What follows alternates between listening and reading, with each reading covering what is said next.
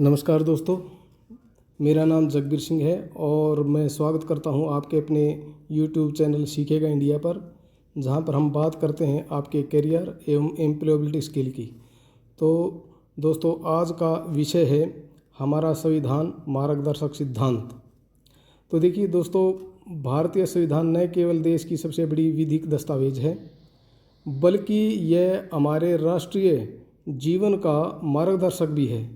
यह देश के शासन की रीढ़ है और हमें बताता है कि नागरिकों, सरकार और संस्थाओं के बीच क्या संबंध और कर्तव्य होंगे। अब बात करते हैं संविधान क्या है। तो दोस्तों देखिए, संविधान हमारे देश का मूल कानून है। यह एक ऐसा दस्तावेज है जिसमें यह बताया गया है कि देश कैसे चलेगा, सरकारें कैसे बनेंगी और नागरिकों के अधिकार और कर्तव्य क्या होंगे, तथा न्यायपालिका, कार्यपालिका और विधायिका की क्या क्या शक्तियाँ होंगी। हमारे संविधान की मुख्य बातें। नंबर 1, लिखित संविधान। देखिए दोस्तों, भारत दुनिया का एक ऐसा देश है जहाँ पर यह सबसे बड़ा संविधान है और जो कि लिखित अवस्था में है। संविधान सभा द्वारा निर्मित। इसे संविधान सभा ने 2 साल 11 महीने तथा 18 दिन में बनाया था। लागू होने की तिथि यह 26 जनवरी 1950 को लागू हुआ। इसी कारण हर साल 26 जनवरी को गणतंत्र दिवस मनाया जाता है। मुख्य उद्देश्य। संविधान का उद्देश्य न्याय, स्वतंत्रता, समानता और बंधुत्व को बढ़ावा देना है। अब देखिए दोस्तों, संविधान क्यों जरूरी है। यह हमें कानून का शासन देता है। यह सरकार को सीमित तथा नागरिकों को अधिकार देता है, यानी कि सरकारों को कम अधिकार तथा नागरिकों को ज़्यादा अधिकार देता है।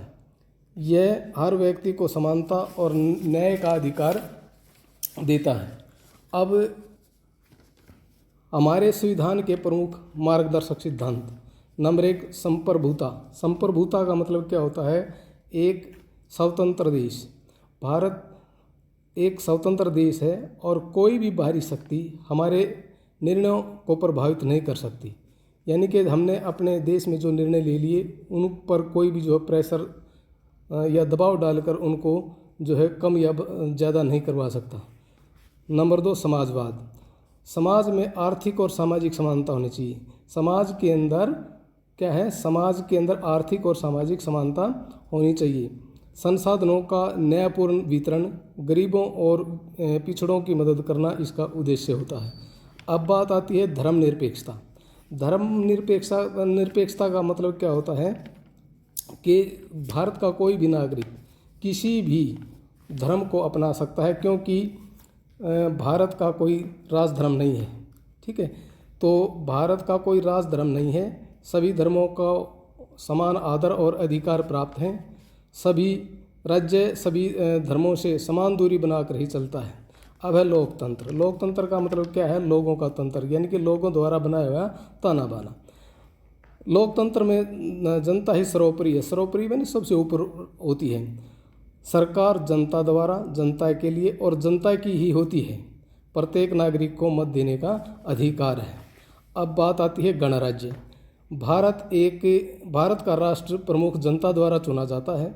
यहाँ पर कोई राजा, महाराजा या वंशानुगत शासक यहाँ पर नहीं होता।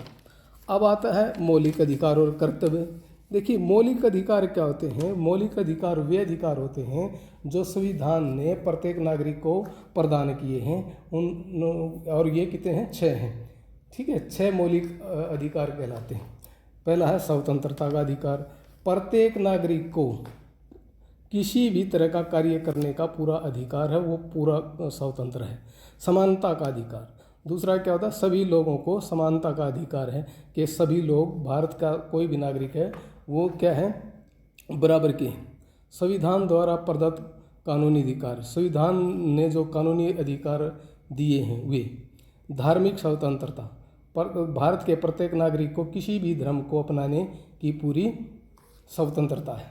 ठीक है, उसके बाद शोषण के विरुद्ध अधिकार। देखिए, जब किसी व्यक्ति पर दबाव डालकर उसका शोषण किया जाता है तो उस शोषण का विरोध करने का अधिकार भी भारत के प्रत्येक नागरिक को है। संवैधानिक उपचार का अधिकार, ठीक है। तो ये सारे के सारे क्या कहलाते हैं? मौलिक अधिकार कहलाते हैं, जो संविधान ने हमें प्रदान किए हैं।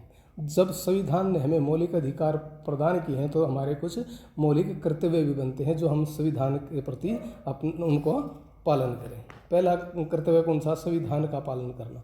देखिए, जो संविधान के अंदर नियम कानून बनाए गए हैं उनका पालन करना हमारा कर्तव्य होता है। दूसरा है राष्ट्रगान और तिरंगे का सम्मान करना। देखिए, ये राष्ट्रगान और तिरंगा ये हमारे देश का क्या है? हमारे देश के चिन्ह हैं। तो इनका जो है क्या नाम लिया करें, इनका सम्मान करना हमारा कर्तव्य है। देश की एकता और अखंडता बनाए रखना, प्राकृतिक पर्यावरण की रक्षा करना, वैज्ञानिक सोच को बढ़ावा देना आदि क्या कहलाते हैं? हमारे मौलिक कर्तव्य कहलाते हैं। राज्य के नीति निर्देशक सिद्धांत।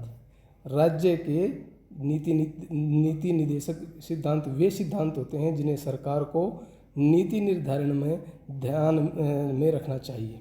उदाहरण के लिए निर्धनों की सहायता, ठीक है। जो लोग निर्धन हैं या जो लोग गरीब हैं उनकी सहायता करना सरकार का क्या होता है? नीति सिद्धांत होता है। स्वास्थ्य, शिक्षा और स्वास्थ्य की सुविधा प्रदान करना के जो सरकारें हैं वो जनता के लिए शिक्षा और स्वास्थ्य की सुविधाएं प्रदान करें।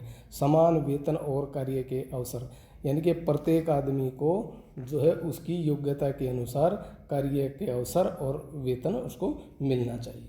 संविधान की विशेषता है लिखित और विस्तृत संविधान संघात्मक व्यवस्था है, ठीक है। स्वतंत्र न्यायपालिका। देखिए, हमारे देश के अंदर जो हमारी न्यायपालिका है, जो हमारा क्या है, हमारे कोर्ट हैं और हमारे जजेज हैं, वो पूर्ण रूप से स्वतंत्र होते हैं और वो जो है डायरेक्टली हमारे जो है देश के राष्ट्रपति को अप्रोच करते हैं। तो वो किसी भी प्रकार का न्याय करने के लिए पूर्ण स्वतंत्र होते हैं। संविधान की सर्वोच्चता। देखिए, हमारे भारत देश में संविधान को जो है सर्वोच्च माना जाता है, ठीक है। उसके बाद संशोधन की प्रक्रिया, जो हमारा संविधान है उसमें मूल ढांचे के साथ जो है छेड़छाड़ न करके जो है उसको संशोधित करने की भी प्रक्रिया इसके अंदर है। जब किसी भी सरकार या जो है राज्य को ये लगे कि ये जो है कानून जो बनाया गया है ये राज्य के लोगों के हित में नहीं है या उनके हित में है, तो उसको ढांचे में उसके जो मूल ढांचे को छेड़छाड़ न करते हुए उसके अंदर संशोधन करने की प्रक्रिया भी इसके अंदर होती है। अब बात आती है निष्कर्ष की। निष्कर्ष क्या है? भारतीय संविधान केवल एक कानूनी दस्तावेज नहीं है, ये हमारी आशाओं, मूल्यों और सपनों का प्रतीक है। ये हमें बताता है कि हमें एक न्यायपूर्ण, सम्मान और लोकतांत्रिक समाज की दिशा कैसे आगे बढ़ना है। हमें अपने संविधान पर गर्व होना चाहिए और इसके मार्गदर्शक सिद्धांतों का पालन करके हम एक समृद्ध, मजबूत और समर्थ भारत का निर्माण कर सकते हैं। तो दोस्तों, अगर आपको जानकारी अच्छी लगी तो प्लीज़ इसको जो है कमेंट करें, लाइक करें, सब्सक्राइब करें, ठीक है। धन्यवाद।